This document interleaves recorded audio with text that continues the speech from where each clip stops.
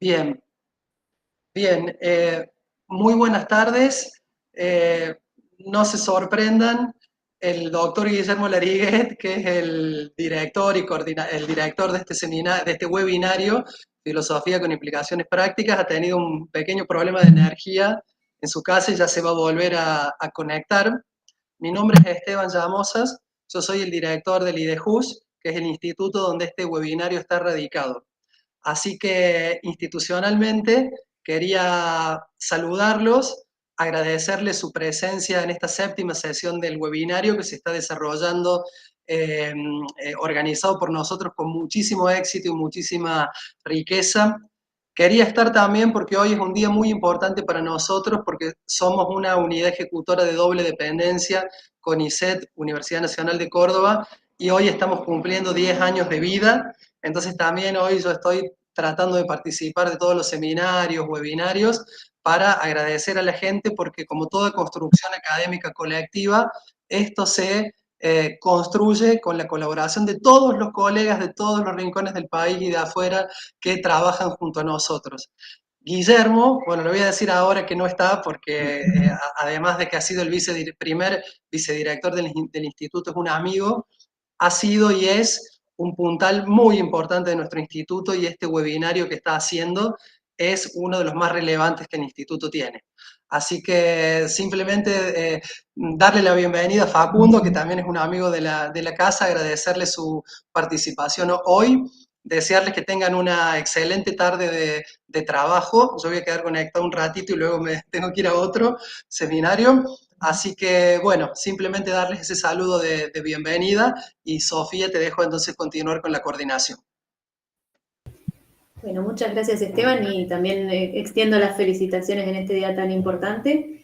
Y bueno, bienvenidos a todos, gracias por estar hoy en este séptimo encuentro, el anteúltimo de todo lo que es esta serie de encuentros del webinario. El día de hoy tenemos el agrado de presentar a Facundo García Valverde, que es doctor en filosofía por la Universidad de Buenos Aires y también docente de esa universidad.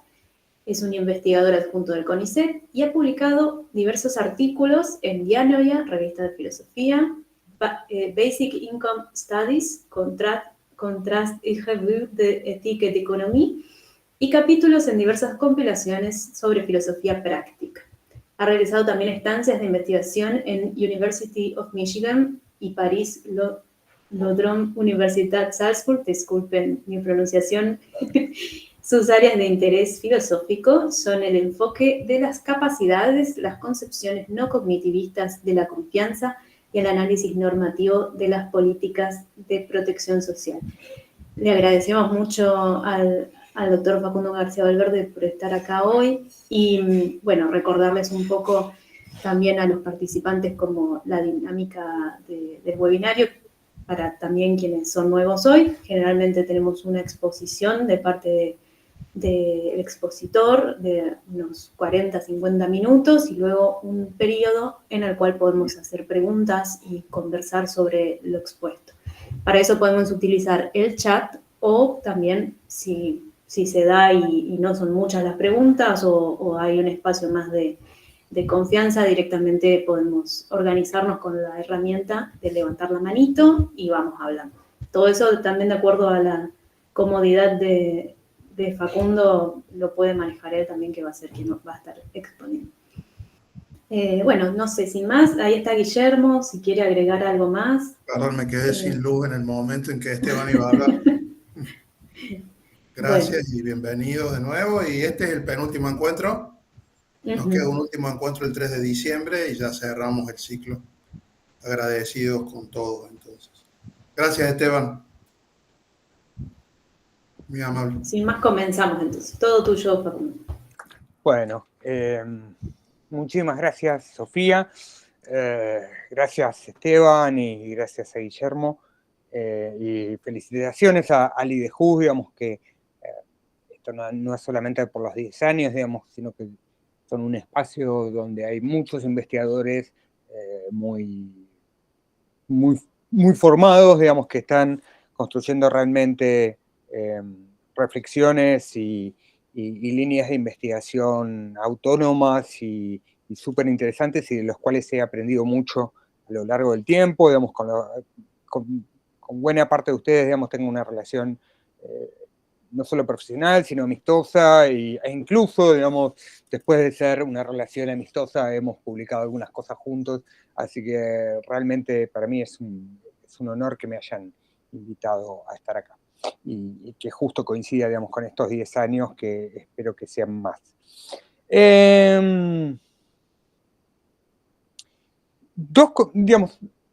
Dos advertencias, comentarios iniciales. Lo que voy a presentar ahora, digamos, es una versión un poco más bien rápida de un trabajo en proceso, digamos, que vengo realizando, que es básicamente tratar de pensar la relevancia de un aspecto de la teoría de Hannah Arendt para reflexionar sobre ciertas problemáticas sociales. Esto se enmarca dentro de un proyecto más grande, digamos, que yo tengo. Digamos, mi línea de investigación últimamente está derivada, digamos, un poco en los temas, digamos, que hace un rato mencionó Sofía, pero estoy tratando de articular muy a largo plazo, digamos, un libro, digamos, sobre filosofía y pobreza. Entonces, estoy tratando de entender, digamos, cómo diferentes autores y diferentes concepciones podrían dar cuenta de algunos de los problemas, digamos, que surgen de ahí. Pero entonces, solo para mencionar esto, tomen esto que voy a presentar, digamos, como una parte más específica de un proyecto más general, y que por supuesto está, no diría en pañales, digamos, pero sí está en proceso de revisión permanente. Quiero empezar presentando algo, digamos, que en realidad, digamos, yo voy a presentar algunas diapositivas, digamos, pero solo me interesan, digamos, como disparadores de la reflexión.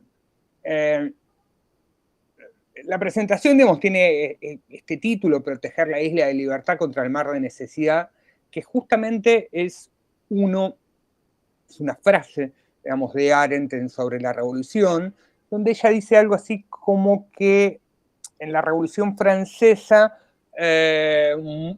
digamos, las élites políticas se vieron enfrentadas a la cruel demanda, por decirlo de alguna manera, de tener que proteger una isla de libertad contra un mar de necesidad. Y esto, como intentaré mostrar, trae muchas complicaciones y hace pensar si tiene sentido toda mi presentación y todo lo que voy a intentar hacer, digamos, pero para ser lo más franco posible desde el principio. Pero antes de adentrarnos puramente en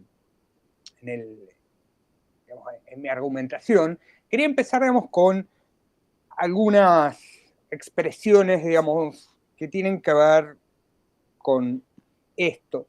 Hay una pregunta recurrente frente a los resultados electorales, por lo menos en Argentina, digamos, pero yo estoy seguro, digamos, que estoy seguro no, digamos, es algo casi confirmado, que es una pregunta, digamos, que se puede extender, digamos, a todas nuestras democracias profundamente imperfectas y profundamente transidas por desigualdades y pobreza. Que es la pregunta de por qué los pobres votan como votan. Parece que cada vez, digamos, que hay un resultado electoral X, esta pregunta surge. Y uno podría pensar, digamos, varias formas de articular esta pregunta. Una podría ser una forma más, si ustedes quieren, más clásica, que es por qué los pobres votan en contra de sus intereses. Entonces uno tendríamos distintas respuestas, digamos, que se dieron a lo largo del tiempo de esto. Pero también, digamos, quiero pensar, digamos, que uno podría pensar, bueno, esta es una pregunta típicamente, si ustedes quieren, de un ala más reaccionaria, más conservadora, más vinculada, digamos, a la derecha política, digamos, por ejemplo, esta expresión de Antonio Laje, ¿no? Digamos, con el resultado de las elecciones de representantes de la provincia de Buenos Aires, bien, digamos, ni una queja más, como bueno, ahora no se quejen más, o si ustedes quieren, este economista bogiano, digamos, muy cercano al presidente de la Nación, digamos, que dijo que los votantes de La Matanza aman cagar en un tacho. ¿Bien? Son las preguntas o las explicaciones, más bien, si ustedes quieren, que da cierta élite o ciertos grupos respecto de por qué los pobres votan como pobres. ¿Bien? Ahora, yo recién dije, uno podría asociar, digamos, en principio esto como una pregunta o una problematización específica de los sectores conservadores o de los sectores de derecha del ala política, pero uno también, digamos, puede encontrarlo típicamente, digamos, en el área de izquierda de la política, ¿no? Entonces, por ejemplo, esta pregunta de la principal invención de las élites, los pobres de derecha, digamos, y hay mucho trabajo en Brasil, digamos, sobre esto. Hay un sociólogo que se llama Jesúe, que impuso, digamos, en los últimos años, a raíz del bolsonarismo, digamos, esta idea de que hay un conjunto de pobres, digamos, que son de derecha y que votan a la derecha, pero esto uno lo puede remontar, digamos, si ustedes quieren, izquierda de los años 70 en la Argentina, digamos, cuando John William Cook decía, bueno, los pobres que votan por la derecha son como los perros, cuidan la mansión, pero duermen afuera. O, digamos, uno puede pensar siquiera en Gustavo Petro, digamos, el presidente colombiano, que cuando se pregunta, digamos, por qué los pobres votan de la manera que votan, dicen, bueno, porque si, digamos, ¿por qué Brasil vota por Bolsonaro, que sabemos que iba a destruir la selva amazónica? Porque se identifican con una agenda del tener, y la izquierda, llamémoslo así, se identifica con superar la pobreza, es decir, que los pobres tengan. Y cuando los pobres dejan de ser pobres y tienen, entonces se vuelven de derecha. Es decir, hay una pregunta recurrente, si ustedes quieren, sobre el voto de los pobres. Esa pregunta supone, obviamente, digamos, un foco particularizado, digamos, sobre este sector social, el sector de los empobrecidos, que es un foco diferente al foco de por qué la clase media vota como vota, digamos, que parece que no hay una pregunta sobre eso, o por qué los ricos votan como votan, que tampoco, digamos, parece generar una pregunta. Y segundo, digamos, a mí me parece que hay algo importante, digamos, que tomar en cuenta, digamos, que en estas preguntas hay una sobreinterpretación que se da tanto en, si ustedes quieren, esta ala derecha o esta ala de la izquierda política, hay una sobreinterpretación de por qué los sectores empobrecidos votan como votan. ¿Bien? Y que esa sobreinterpretación, obviamente, lo que hace es excluir la voz de los propios empobrecidos respecto de por qué votan como votan. ¿Bien? Y que la respuesta a eso siempre intenta explicar algo, digamos, que va a ser muy importante, digamos, para lo que voy a intentar presentar, que explica alguna relación entre, si ustedes quieren, la falta de libertad material y el ejercicio de la libertad política, donde se supone que o bien los sectores empobrecidos votan en contra de sus propios intereses, ¿bien? Por dependencia, por cualquier otra razón, o bien votan por razones completamente irracionales, ¿bien? Por costumbre, por clientelismo, por ignorancia, etcétera, etcétera. Por supuesto, todas estas preguntas, a mí me parece, digamos, que suponen una exigencia particular de justificación a estos sectores. ¿Bien? Y que esta exigencia de justificación tiene un tufillo, por decirlo en términos técnicos, de aporofobia, ¿bien? Y básicamente de racismo y de elitismo, o de clasismo, por decirlo de alguna forma. ¿Bien?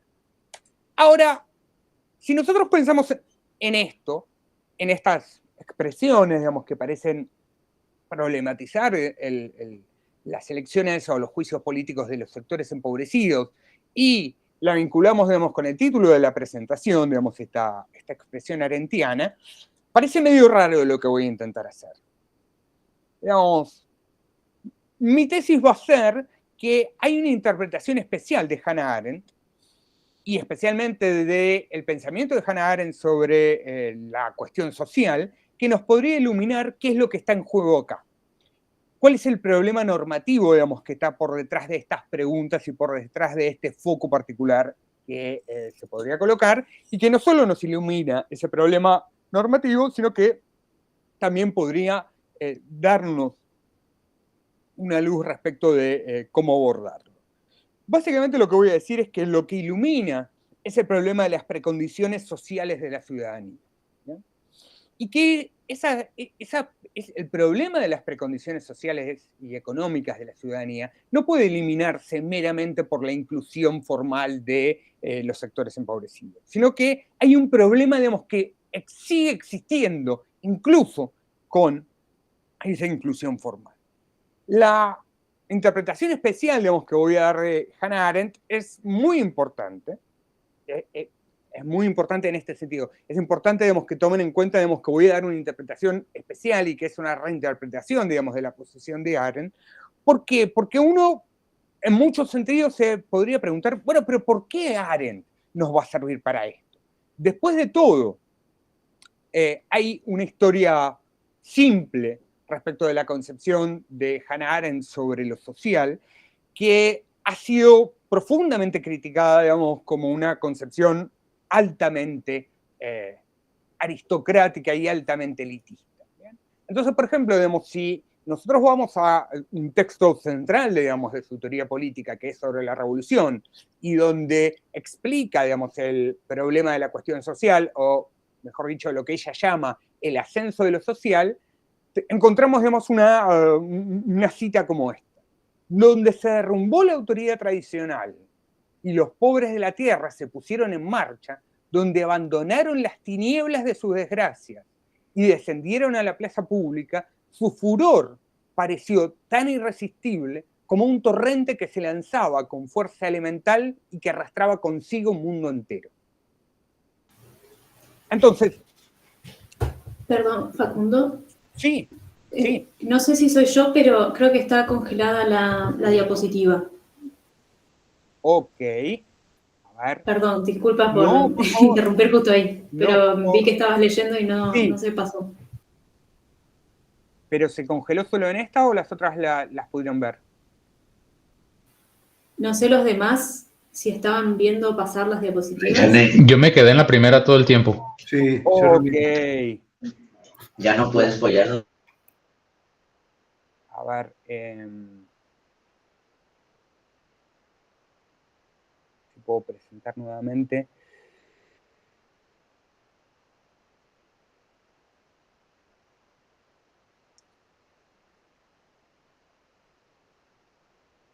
Perdón, Ahí sí se comparte, Sofía. Si yo cambio. Ahora sí. Ok. A ver, intentamos ver. Ahí estoy moviendo. No, a mí me queda en esa. Fija. Bueno. Ok. Si querés puedo intentar compartir yo. Dale, porque si no me voy a detener mucho y la idea, digamos, nuevamente es... la idea nuevamente, digamos, no era... No tengo muchas más diapositivas, digamos, que esa, digamos, con lo cual es solo una... solo esta cita, digamos, si ustedes quieren, y después tengo alguna más, digamos, pero es solo esto.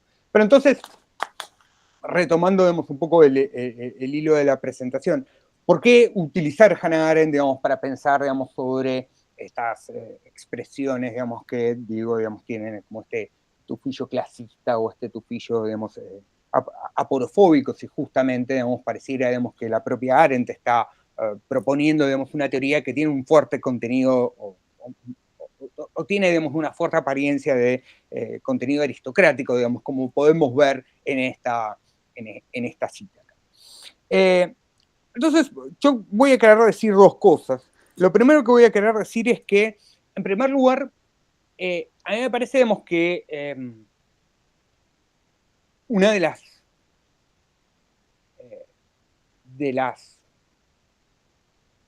las grandes atracciones, hay muchas atracciones, digamos, que tiene, digamos, la teoría de Hannah Arendt y la obra de Hannah Arendt. La primera, digamos, es que realmente, digamos, es una muy buena escritora, ¿no? Digamos, entonces eso hace, digamos, que uno realmente, digamos, se vea inmerso, digamos, en esa historia justamente, y digo historia, digamos, en esa narración comprensiva, digamos, que trata de hacer de los problemas.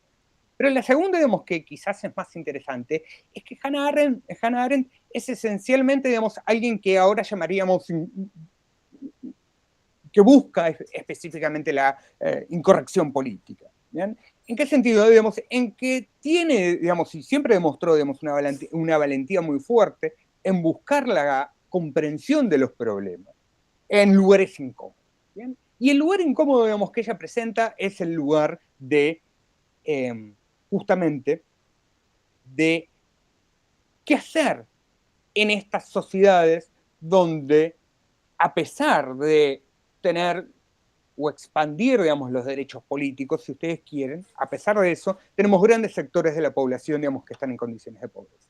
Yo voy a decir, digamos, muchas cosas sobre esto, digamos, y voy a intentar mostrar, digamos, algunos problemas, digamos, que tiene la propia teoría de Hannah Arendt, pero voy a intentar mostrar que hay una reinterpretación, digamos, posible de su lectura, digamos, que puede generar. Entonces, permítanme reconstruir muy brevemente, digamos, la tesis de Hannah Arendt. Sofía, si querés, digamos, puedes dejar de compartir, digamos, después viene una última diapositiva, digamos, que quisiera, digamos, presentar, digamos, pero ya está.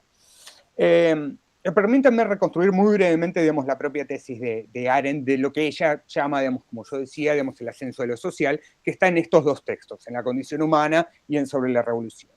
De acuerdo con ella, la modernidad destruyó cualquier frontera entre lo político y lo social, permitiendo, digamos, que los asuntos sociales colonicen completamente, ingresen completamente en la política y en lo político.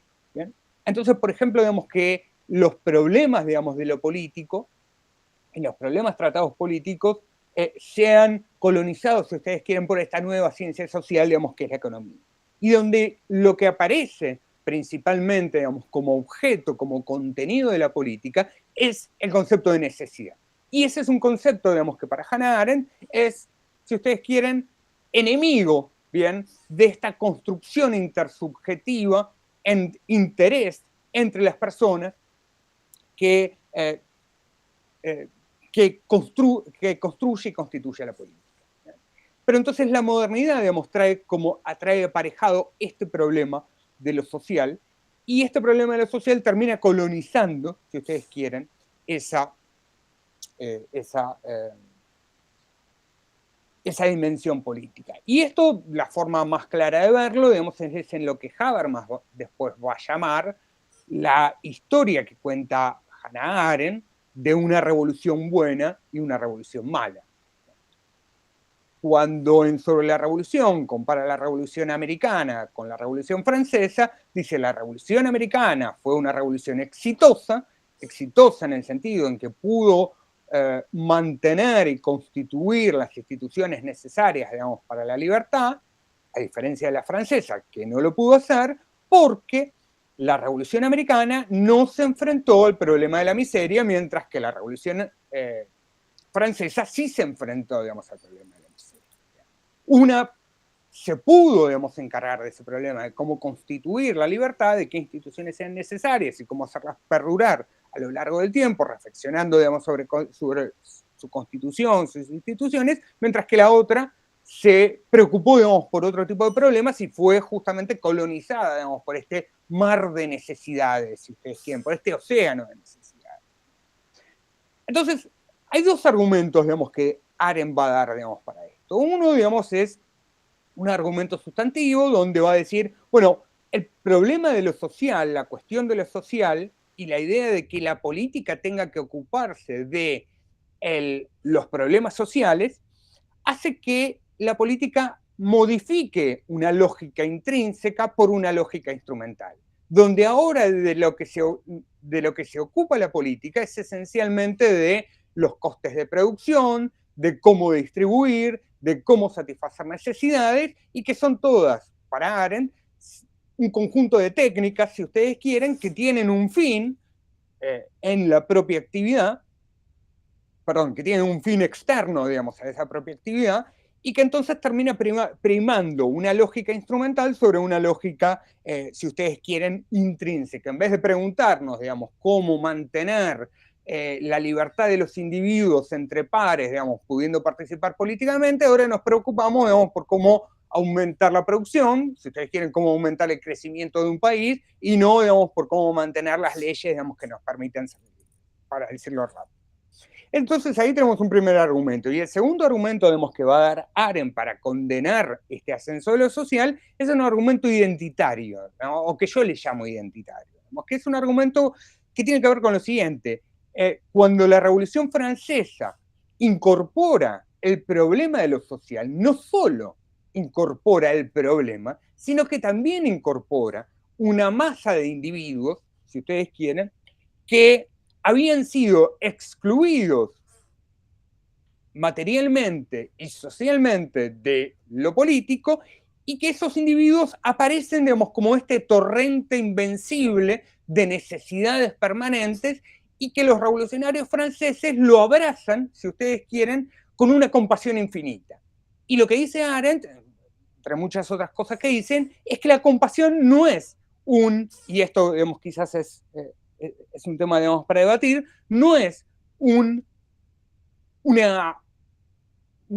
emoción apta para la política, que es una emoción apta para cualquier otra cosa menos para la política, que en la política, digamos, digamos, tiene que regirse, digamos, por otro tipo de emociones y por otro tipo de lógica. ¿Bien? Entonces, la Revolución Francesa, digamos, al tomar el tema de la miseria, al ocuparse del tema de la miseria, obviamente incorpora, digamos, a los Malherbe, incorpora, digamos, a los Sans-Culottes, incluye, digamos, a todos esos individuos que no tienen experiencia política, digamos, y que lo que presentan en la arena política es fundamentalmente sus necesidades, es decir, sus cuerpos padecientes, sus sufrimientos, pero no presentan, si ustedes quieren, esa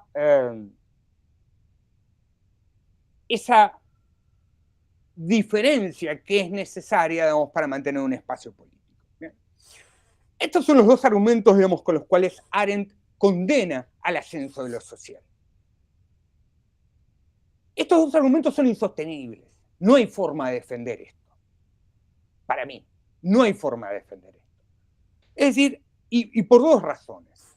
En primer lugar, porque hay una frontera ontológica y esencialista que Arendt traza entre lo político y lo social, que claramente se revela como excluyente. Se revela como excluyente en el sentido que excluye tanto temas como individuos. Se excluye tanto a los temas sociales, si ustedes quieren, como a los individuos, digamos, que llevan acá adelante esos reclamos. Y además, digamos, por algo, digamos, que uno puede reconocer, digamos, en buena parte de todos los procesos políticos, digamos, de los últimos 300 años, que es que básicamente la porosidad de lo político, la porosidad de la política, ha permitido procesos de liberación y procesos de libertad. Es decir, es porque hay ciertos reclamos políticos, ciertos reclamos sociales, si ustedes quieren, el que quieren, por desempleo, digamos, por mayores, digamos, por mejor redistribución, por jubilación, etcétera, etcétera, que se llevan el espacio político, que se pueden construir incluso instituciones duraderas o incluso ampliaciones de derechos, ¿bien? Que se presenten, digamos, políticamente. Entonces, parece demasiado elitista en términos políticos, y por otro lado, digamos, en términos sociológicos también parece falso. ¿Bien? Es decir, hay sistemas funcionales, digamos, que son autorreferentes, pero que tienen una lógica expansiva.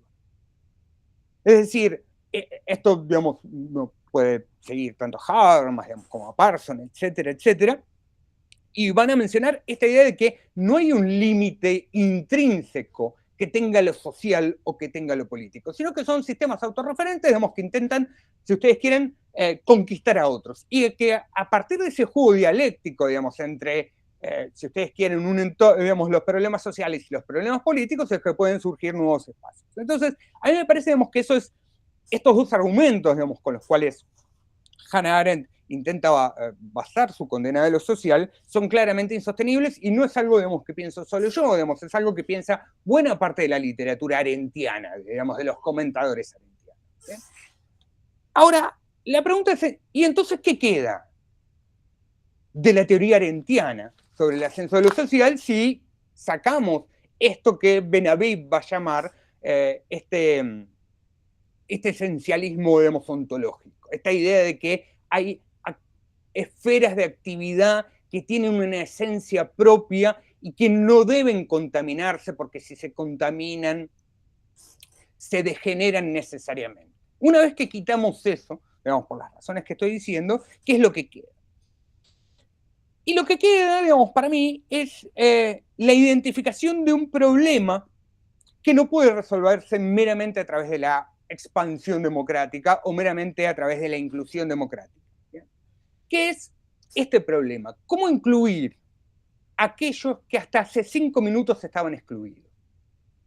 ¿Cómo incluir a aquellos que hasta hace 5 minutos les negábamos las condiciones sociales y materiales para participar políticamente? Me parece que ese es un problema esencial, digamos, de nuestras democracias perfectas y desiguales, y con amplios sectores empobrecidos y empobrecidos crónicamente, ¿bien?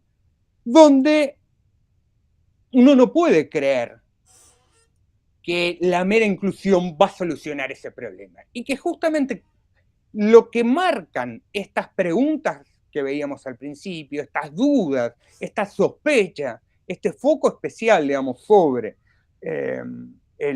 las elecciones políticas de los sectores empobrecidos, es justamente este problema, que acá hay un problema, digamos, que no está resuelto, y que es el mismo problema. Esto, digamos, lo dice otra no es comentadora, digamos, es bastante injusto decir que es comentadora.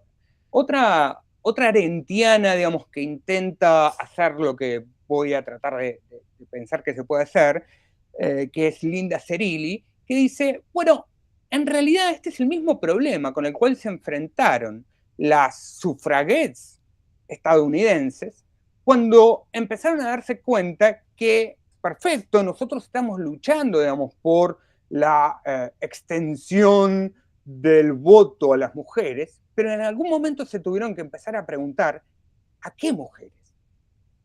¿A todas? ¿También a las mujeres afroamericanas?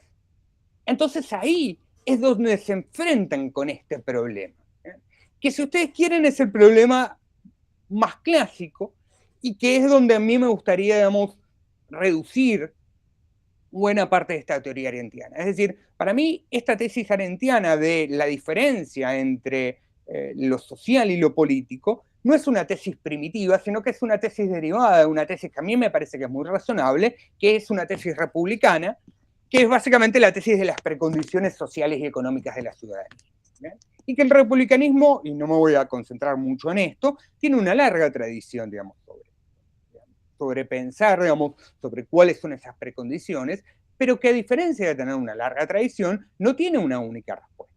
En el republicanismo uno puede encontrar tanto respuestas conservadoras, como por ejemplo la del propio Aristóteles, ¿bien? Donde básicamente tenemos que hacer una exclusión informal de los pobres en la democracia, ¿bien?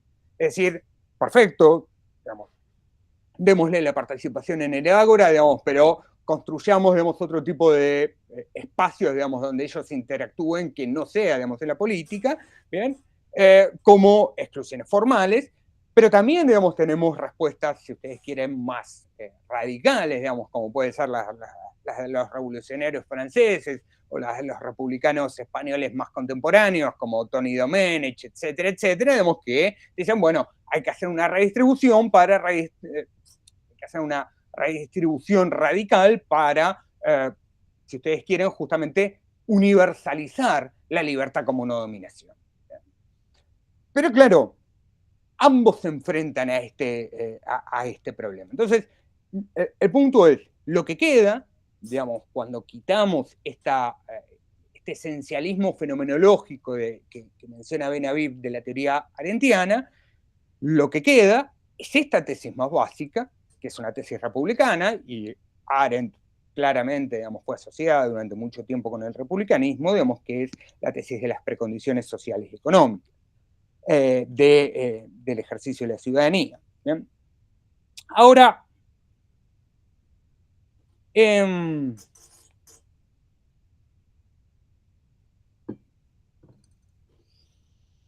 esa identificación del problema, este poder reconocer, digamos, que hay efectivamente un problema, digamos, que no solamente se soluciona, digamos, con la inclusión formal, y que supone, digamos, una reflexión sobre cómo incluir a los que hasta hace 10 minutos estaban excluidos, y que es un problema, digamos, que seguimos teniendo de una manera bastante trágica en nuestro continente. No es suficiente, si ustedes quieren, para mostrar, digamos, que esta teoría arendtiana sobre lo social puede ser prolífica. ¿Por qué? Porque en última instancia lo único que mostramos es que depende, para ser razonable, de una tesis de las precondiciones sociales y económicas de la República. De las precondiciones sociales y económicas de las libertades políticas. Entonces,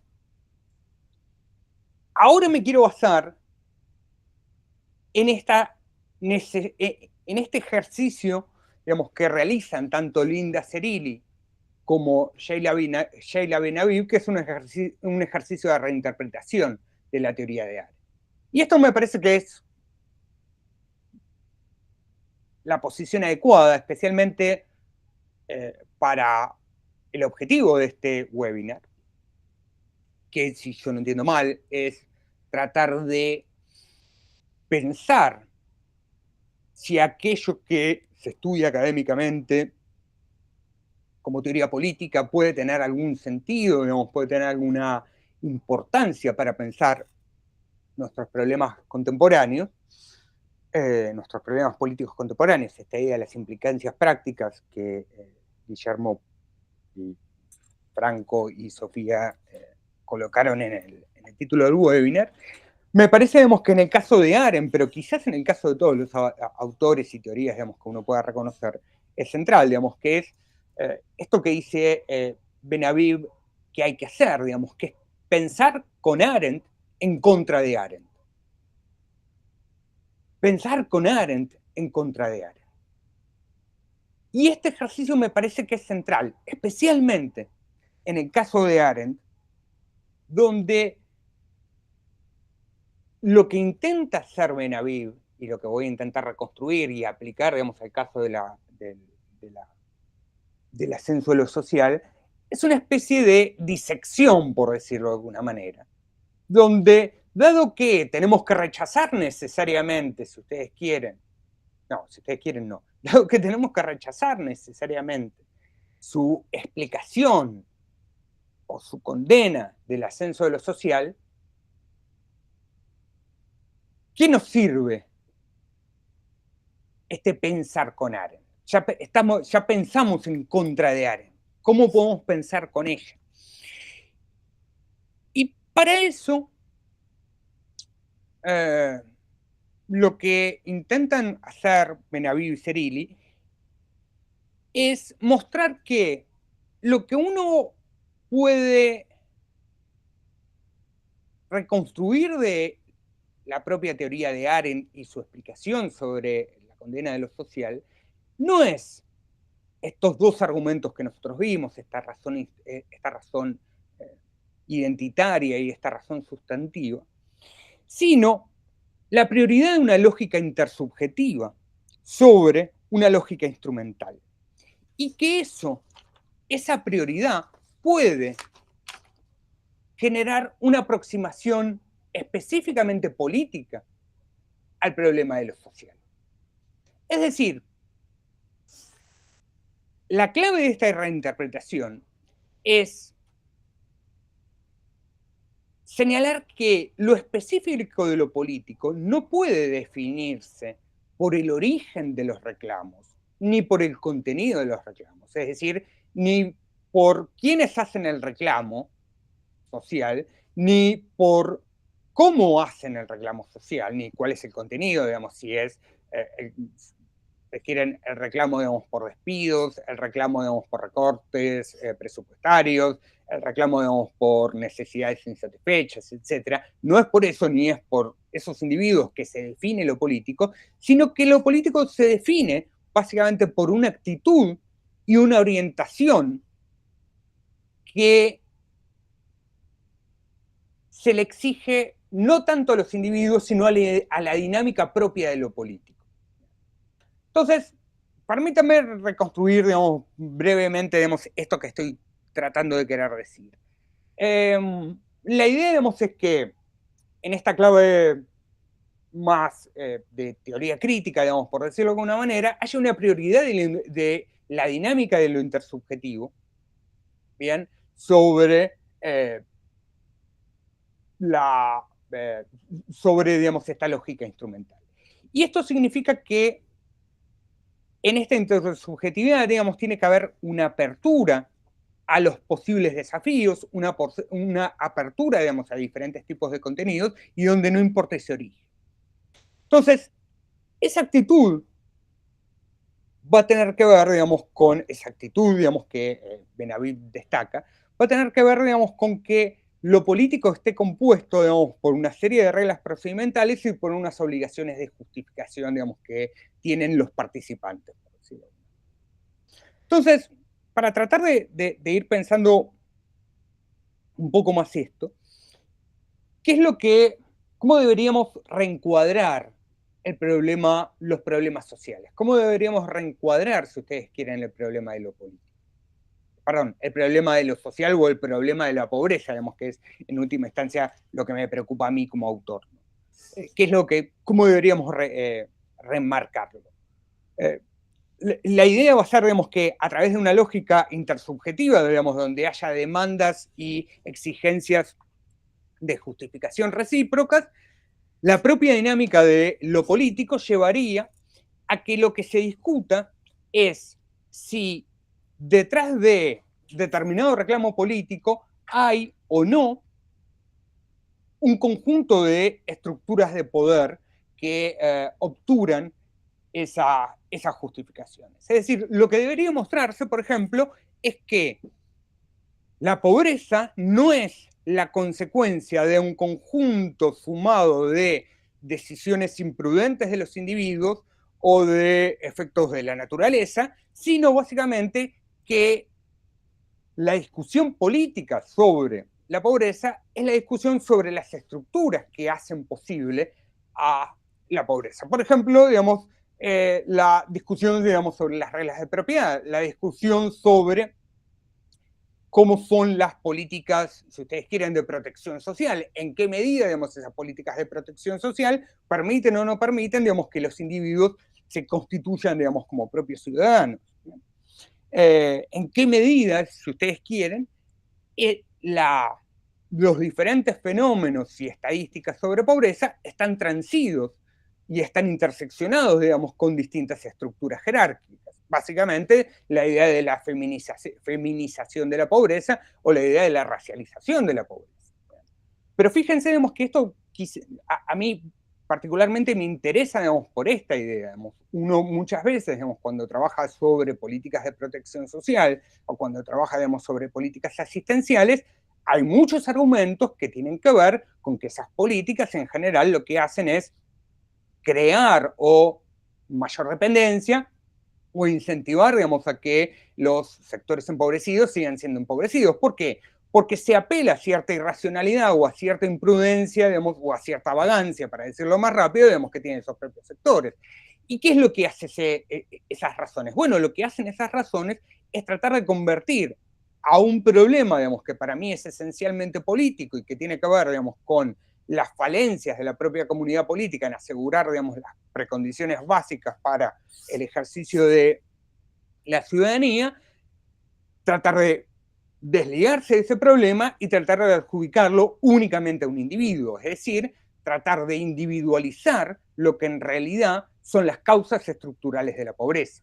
Entonces, la forma política de enmarcar un problema social sería pensar justamente no en esta lógica instrumental de cómo se satisfacen estas necesidades insatisfechas que están acá en este momento, o estas necesidades habitacionales, si ustedes quieren, sino qué estructuras de poder, qué ejercicios de poder están por detrás de esta determinada situación.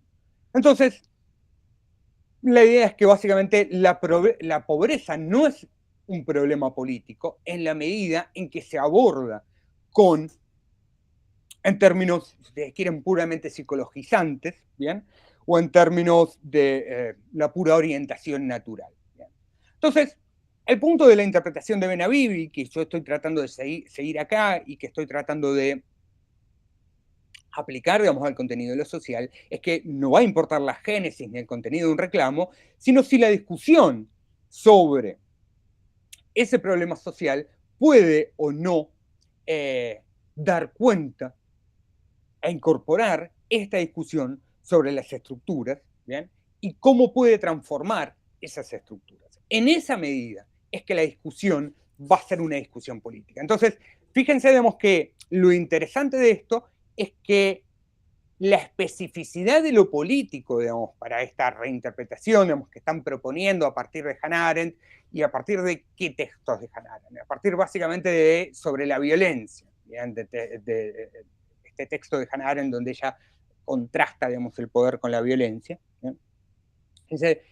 Es solo, digamos, cuando se produce esta dinámica, ¿bien?, que podemos encontrar algo específico en la política que se puede aplicar a distintos contenidos y que no implica un filtro identitario, digamos, sobre quienes lo van a hacer. Y a mí me parece que lo interesante de esta reinterpretación aplicada, digamos, al contexto de lo social es que desplaza las obligaciones de justificación ya no a los originantes del reclamo, sino más bien a los receptores del reclamo.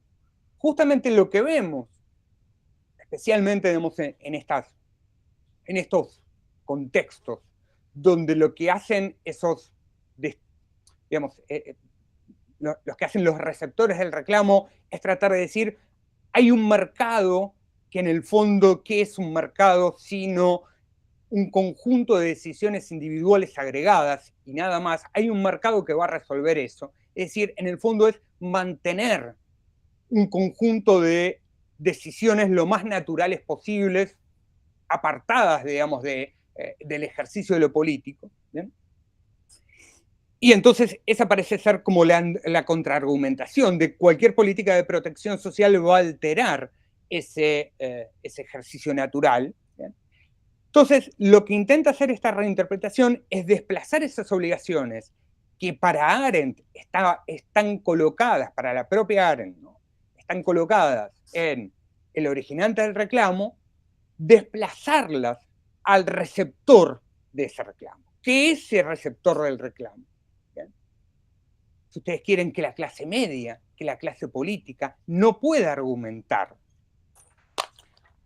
en estos términos, o más bien, digamos, que no puede argumentar que la dinámica de la política exija que se ponga de relieve este problema de las estructuras, este problema de las instituciones y en última instancia de cómo mantener posible y estable a lo largo del tiempo el ejercicio de las libertades políticas.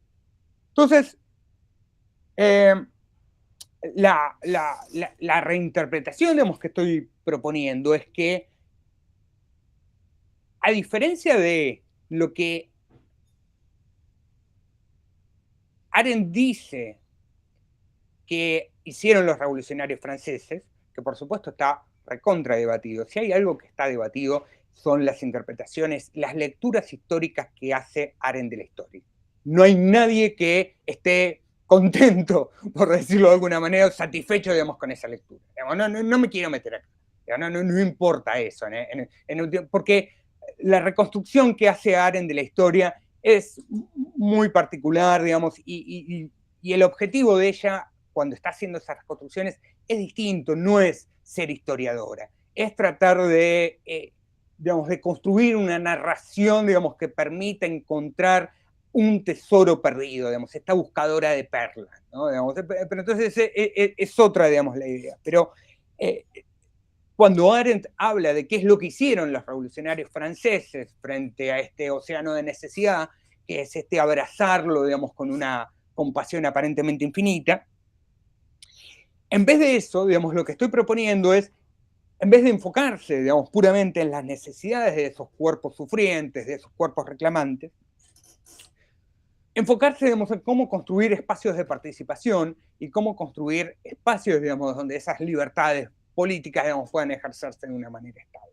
Y para eso tengo que pensar en cuáles son las estructuras, digamos, que hacen que haya ciertos sectores empobrecidos, digamos, que son crónicamente empobrecidos, digamos, que claramente, que es falso, si ustedes quieren que haya decisiones individuales imprudentes, o que si ustedes quieren que sea muy poco significativo el peso que tengan esas decisiones individuales sobre su condición económica.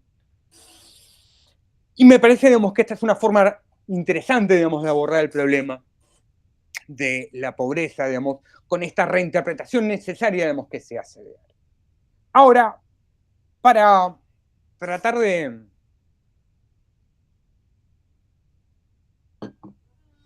Ya termino, Sofía, Guillermo. Para tratar de cerrar, digamos, con mi presentación. ¿Qué decir entonces de estas primeras, digamos, bueno, ahora que no vieron las diapositivas, me queda menos, queda quizás un poco más colgado, digamos, pero ¿qué decir entonces de esta sospecha sobre por qué los pobres votan como votan? ¿Bien? ¿Cómo esta reinterpretación arendtiana, digamos, podría pensar esa propia pregunta? Y me parece, digamos, que hay dos respuestas, digamos, que uno podría dar. Digamos. En primer lugar, digamos que en muchos casos es importante el origen social de ese voto, que es importante rastrear cómo votan los sectores empobrecidos. ¿Pero por qué? No para detectar esas falencias de racionalidad o ese votar en contra de sus propios intereses. Me parece, digamos, que más bien es relevante, digamos, en la medida en que puedo comprender y puedo rastrear reclamos contra formas particulares de construir ejercicios de poder o construir instituciones de libertad. Me parece que en el fondo, digamos, si uno quiere concentrarse, digamos, en esas preferencias o en esos votos de los sectores empobrecidos, la interpretación que tiene que hacer es qué es lo que están reclamando, qué estructura están reclamando y que no está presente, digamos, en su vida cotidiana. Me parece que esa es una forma genuina de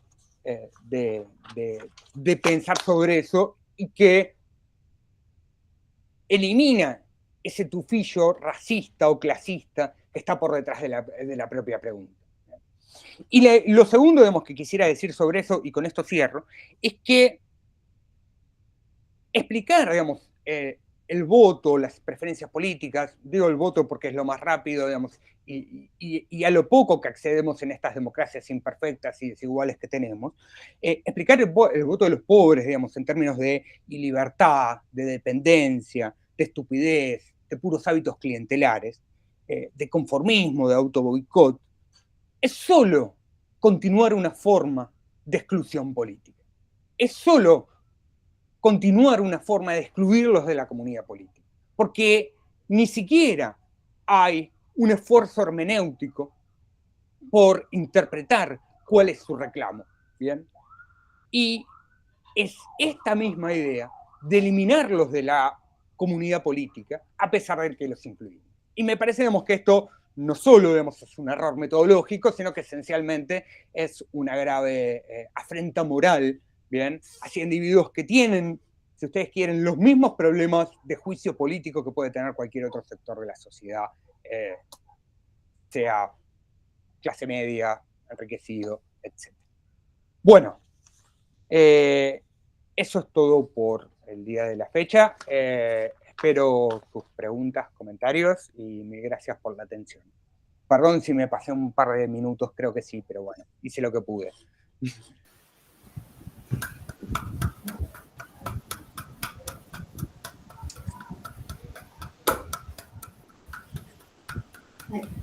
Bueno, buenísimo, muchísimas gracias. Por supuesto queda abierto ahora el espacio para hacer preguntas y Guillermo se había apuntado ahí como primero. También las personas que quieran preguntar, saben, levanten la manito y se van ordenando. Muchas gracias. Bueno, buenas tardes. Gracias, Facundo. Muchas gracias. Tengo muchas cuestiones, pero voy a hacer una sola, y voy a pedir disculpas si en algún momento me voy ausentando de la reunión porque tengo que contar algo privado, doméstico, y es que están restituyendo el gas en esta casa y en todas las que conforman el consorcio. Entonces hemos estado 3 días sin gas, sin poder bañarnos ni comer, etcétera. Entonces, bueno, si en algún momento están probando ahora eso, y quizá apague la cámara, pero voy a tratar de estar... Bueno,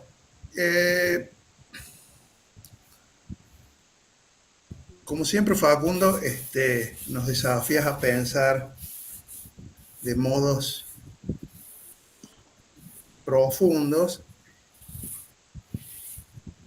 pero yo te voy a plantear una cuestión que vos mismo la mencionaste al menos un par de veces al comienzo de tu presentación o un poco antes de hacerla, y es la parte más intrigante para mí de tu conversación de hoy, de tu papel, la parte más enigmática, y decir esto puede tener dos características conceptuales. Puede ser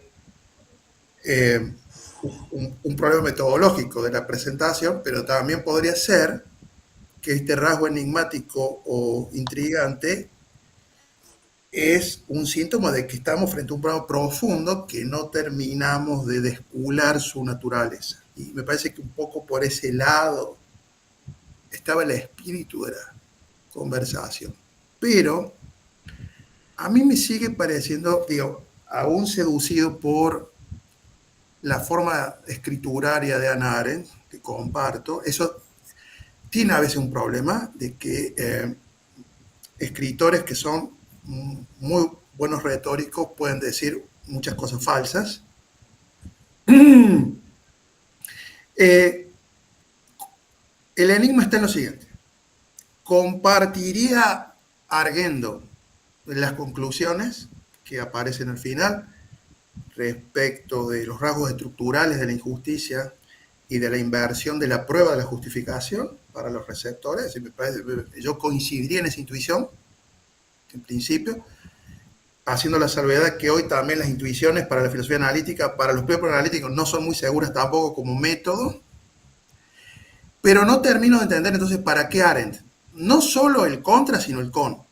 Es decir, ¿por qué Arendt? ¿Por qué un republicanismo que está comprometido con estos problemas, que ni siquiera sé si los más dramáticos son de orden ontológico, sino básicamente el problema es que incluso podría ser parte de una verdad empírica, eso es el olfato de Arendt, de que los sujetos empobrecidos carecen de capacidad cognitiva o epistémica y motivacional para aparecer en la escena pública y deliberar, que tienen que buscar representantes de una élite que ya ha zanjado esas precondiciones materiales. Bueno, esto puede tener algo de verdad, o puede ser toda la verdad, pero es un problema, ciertamente, para cualquier intuición democrática, que esté obsesionada con la inclusión de los que hasta hace 5 minutos no estaban incluidos. Entonces, como sabemos que este es el problema de Arendt, digo, ¿por qué Arendt? Es decir, ¿por qué no, si estamos de acuerdo en la tesis 1, precondiciones materiales de la existencia, y tesis 2, la estructura de lo político que tanto desigual exige una inversión de la prueba justificatoria de los reclamos, ¿por qué no partir, por ejemplo, un republicanismo socialista, por ejemplo, o en una versión populista, inclusive voy a decir algo provocador? ¿Y por qué entonces empezar con Arendt? Digamos, ¿por qué no dejarla a Arendt en este punto en un museo de la historia o de la teoría política, pero que no te sirve para tu conclusión? O sea, me parece muy costoso y muy sospechoso, salva veritate, que haya que reinterpretar y mejorar y enmendar las tesis que parece que están mal de una autora para que funcione algo que no necesita de esa autora ni de esa premisa que son controvertidas. Ahí es donde veo el enigma. Eso es nada. ¿Tengo que responderte o puedo...? No, porque... Como quieras. Es súper interesante y es el problema. Como siempre, Guillermo, digamos, tenga gas o no tenga gas, pone ese dedo, digamos, en la llaga. Es el problema, digamos, que me iba la pregunta que me estaba haciendo a medida, digamos, que iba leyendo, y a medida, digamos, que iba leyendo, digamos, a Benaviv y a Cerili y a todas aquellas, digamos, que intentan, aquellas y aquellos, ¿no? Digamos, pero esencialmente son feministas y esto también me pareció, no sé, hasta correlacionalmente interesante. Digamos que sigue teniendo sentido, digamos, porque ¿qué es lo que hay de importante en Arendt respecto a él? Yo tengo dos respuestas ahí. Una, digamos, que no me hace bien a mí y otra que me hace bien. La respuesta que no me hace bien a mí es tener razón, y es más, y tengo la fuerte sospecha de lo que lo que hace Benaviv, es decir, ok, que lo que hace Benaviv siguiendo a su maestro Habermas, es decir, con lo que nos tenemos que quedar de Arendt es con la idea del poder comunicativo, con la idea de que el poder se construye entre pares, interés, cuando aparecemos todos en público. Y que esa es la única forma de poder válido, de poder legítimo. Y que eso es algo que particularmente descubre. Lo pone sobre el tapete de una manera muy, muy rica, digamos, diciendo, cuidado, digamos, con aplicar o reducir, digamos, la política, digamos, al ejercicio legítimo de la violencia, digamos, porque ahí tenemos lógicas completamente instrumentales. Y ahí me parece que hay algo rico, digamos, para pensar. Pero la pregunta, digamos, que vos me estás haciendo es, claro, entonces, ¿por qué no nos quedamos, supongamos, con teoría del discurso, en vez de un republicanismo radical, que también podría funcionar? A mí, digamos, a mí me da la sensación de que lo interesante de esta reconversión, digamos, que uno puede hacer, es justamente partir de que hay una forma específica de lo político y que esa forma específica de lo político se aplique también al contenido social, que no sean cuestiones diferentes, pero que esa forma específica de lo político, que en muchos otros casos, digamos, queda como más bien difuminada, o, digamos, o queda, si ustedes quieren, cercenada, digamos, por un conjunto de derechos, digamos, que le ejercen como límite, y acá, digamos, es distinto, digamos, en el republicanismo o en cierta teoría arendtiana. Me parece, digamos, que hay un plus en esto, y ese plus es distinguir fuertemente entre una aproximación, si vos querés,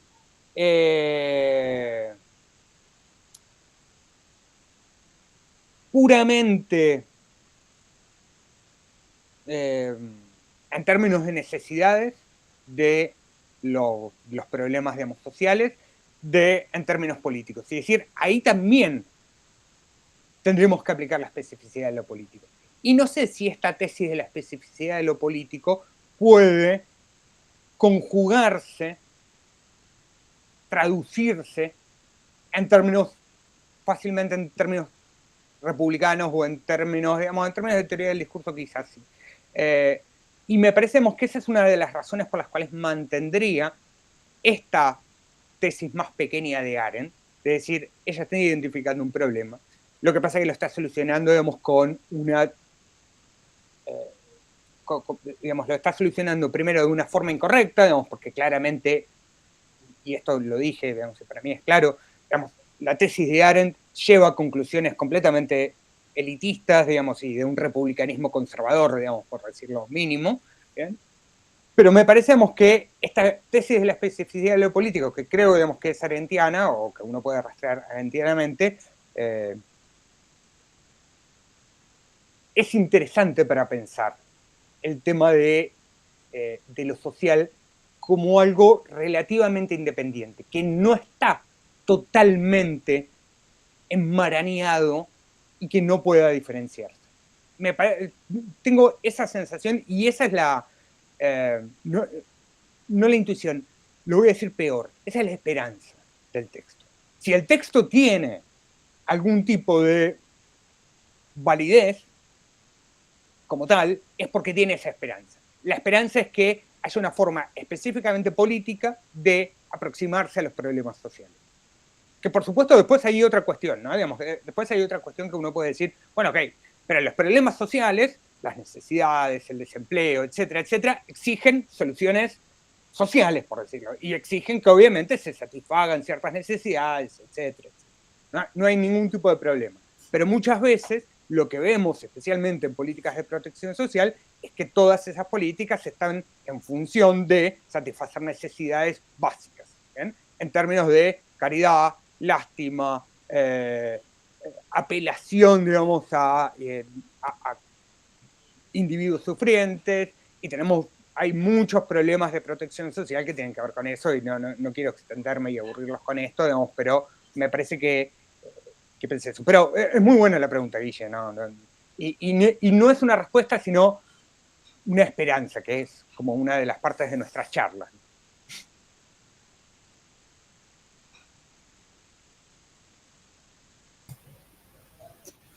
Buenísimo. Acá Macarena tiene en el chat una pregunta, comentario. No sé si quieren que la lea o Facundo, ¿querés leer la voz? Para que encuentre el chat, que se me aparece y se me desaparece. Si me la lees, Sofía, Dale. No estoy encontrando rápido. Dice Macarena, ¿qué lugar tiene en tu interpretación la noción de alienación, tal como la entiende Marx, o incluso según la perspectiva marcusiana, y cómo se relacionaría con tu lectura del voto de los sectores vulnerables y la participación articulada en torno a la intersubjetividad? Es una re pregunta, Macarena. A mí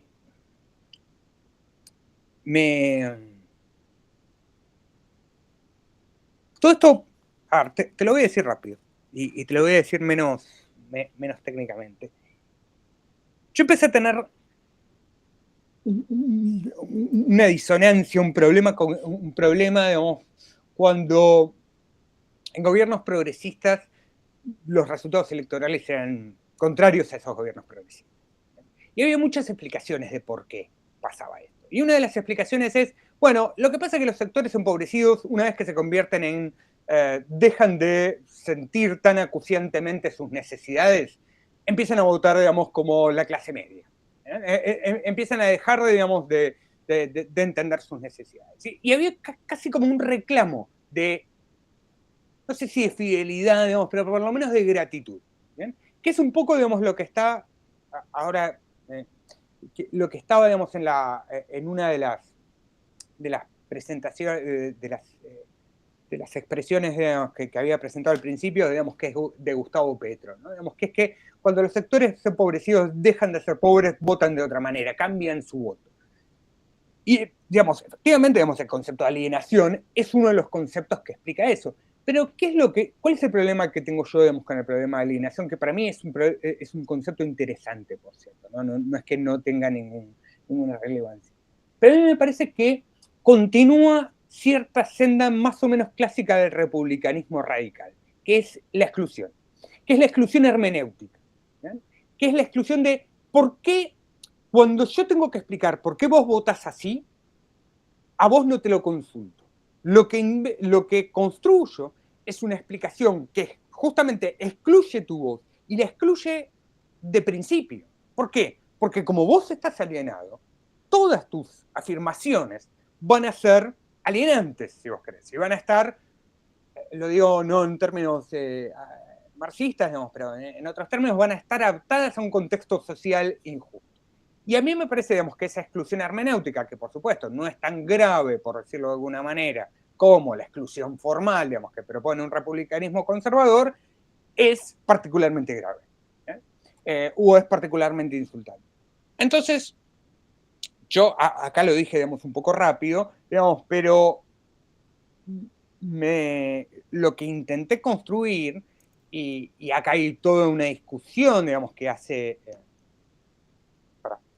voy a decir dos cosas, que no quiero extenderme mucho. Lo que intenté mostrar, digamos, es que esa explicación, digamos, tendría un problema similar, ¿no? Digamos, y ese problema similar sería, digamos, que cree que hay algo sospechoso respecto de los juicios y preferencias políticas de los sectores empobrecidos, y que tenemos que explicar. Y eso me parece, digamos, que es insultante. Arendt tenía otro tipo de críticas, digamos, hacia Marx, ¿no? Digamos, que es básicamente, porque ¿qué es el marxismo? Sino convertir a lo social en lo político. Digamos, creer que el contenido de lo político está puesto en las estructuras de producción. Entonces, para ella, digamos, claramente eso era la destrucción, digamos, por decirlo de alguna manera, del mundo. Entonces, por eso también hay que separar algunas cosas. Solo para pensar un poco más, digamos, la pregunta está muy buena, digamos, pero yo resistiría, digamos, a este concepto de alienación. Me parece, digamos, que es una forma muy sencilla de desplazar el problema, digamos, y de cargar la exigencia de justificación en el sector empobrecido. Me parece eso, por decirlo de alguna manera.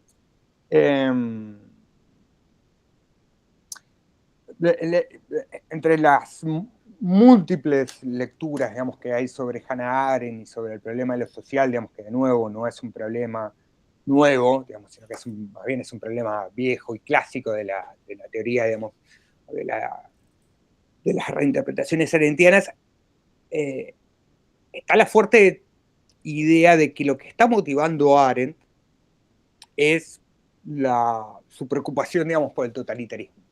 Digamos, y que en la idea del ascenso de lo social hay ecos muy profundos de los orígenes del totalitarismo, ¿no? Digamos, y de esto, de entender, digamos, que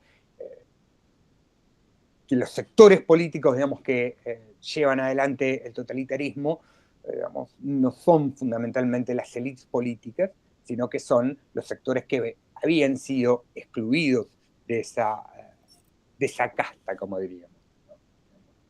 Hoy en día. Pero mil gracias por la pregunta, Macarena, súper pertinente e interesante.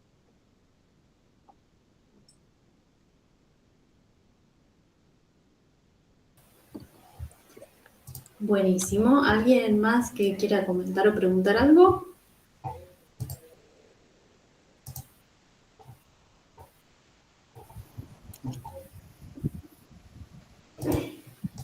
Guille, ¿vos abriste el mic para hablar? ¿O? No sé si hay alguna pregunta más.